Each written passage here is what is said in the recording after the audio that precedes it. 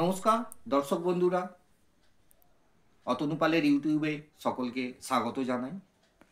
আজকে আমি যে রোগটা নিয়ে আলোচনা করতে এসেছি সেই রোগটার নাম হলো ধনুষ্টঙ্কার বা টিটেনাস। প্রথমে আমি বলি রোগটা কিভাবে মানুষের শরীরে প্রবেশ করে। যে কোনো কাটা জায়গা, কেটে যাওয়া জায়গা, ছড়ে যাওয়া জায়গা বা বার্ন অর্থাৎ পুড়ে যাওয়া স্কিনের যে কোনো রকম ফাঁকা জায়গা, র্যাপচার জায়গা থেকে বা ক্ষতস্থান থেকে আমাদের এই জীবাণুটা ঢুকে যায় শরীরের মধ্যে এবং ধনুষ্টঙ্কার বা টিটেনাস রোগটা সৃষ্টি করে। অর্থাৎ আমাদের সাবধান থাকতে হবে কোন কোন জায়গা থেকে। মাটি, ধুলো, কাদা, এইসব জায়গা থেকে, মানুষ ও রোগাক্রান্ত মানুষ ও পশুর মল, জং ধরা বা মরিচা ধরা লোহার পেরেক, ছুরি, এমনকি যে সার যে আমরা ব্যবহার করি গাছেতে, সেখানে যদি গোবর মেশানো থাকে তাহলেও সেখান থেকেও আমাদের এই রোগটা সঞ্চারিত হতে পারে। এবং সেটা যে কোনো কাটা জায়গা থেকে, যেখানে স্কিনের অর্থাৎ ত্বকের কোনো ছেঁড়া কাটা জায়গা আছে, সেইখান থেকেই এই ব্যাকটেরিয়াটা ঢুকে যেতে পারে।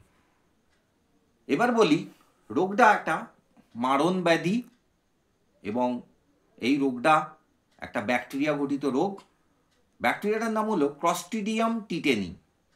এই ব্যাকটেরিয়াটা মানুষের শরীরে প্রবেশ করে এবং সেখানে টিটেনোস্প্যাসমিন বলে এক রকমের নিউরোটক্সিন তৈরি করে এবং এই রোগটা সৃষ্টি হয়। এবার বলি আমি রোগটার লক্ষণ কি কি আছে। জ্বর, মাথা ব্যথা, গা হাত পা যন্ত্রণা, ঘাম, দ্রুততম হৃদস্পন্দন বা র্যাপিড হার্টবিট।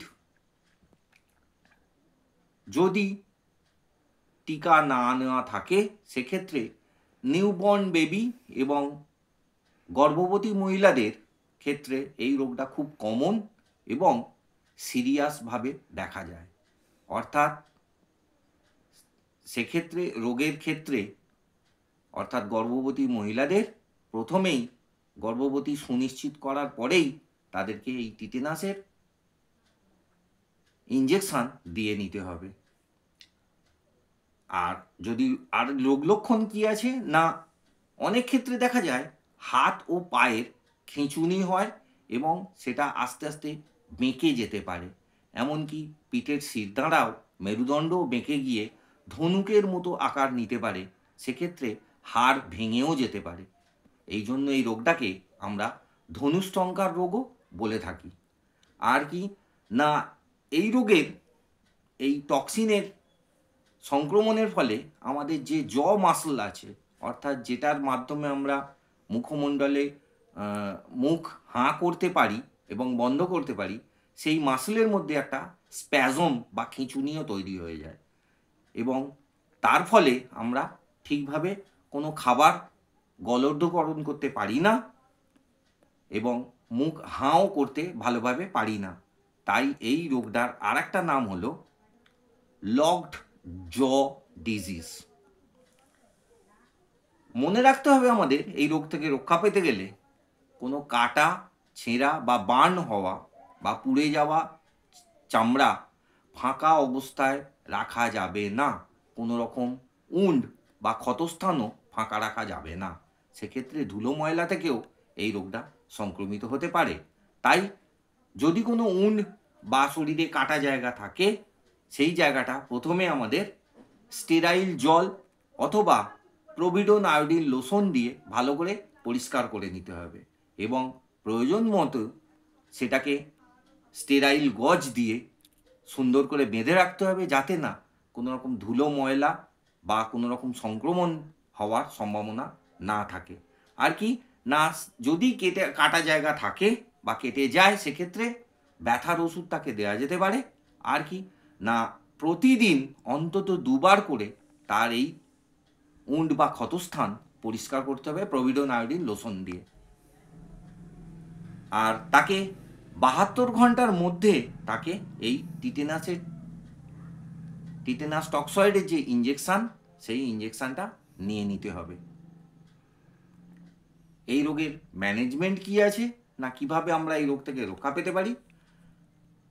যেহেতু এটা মারণ ব্যাধি, তাই টিকা ছাড়া এর থেকে রক্ষা পাওয়ার আর কোনো উপায় নেই এবং টিকাই একমাত্র শেষ কথা।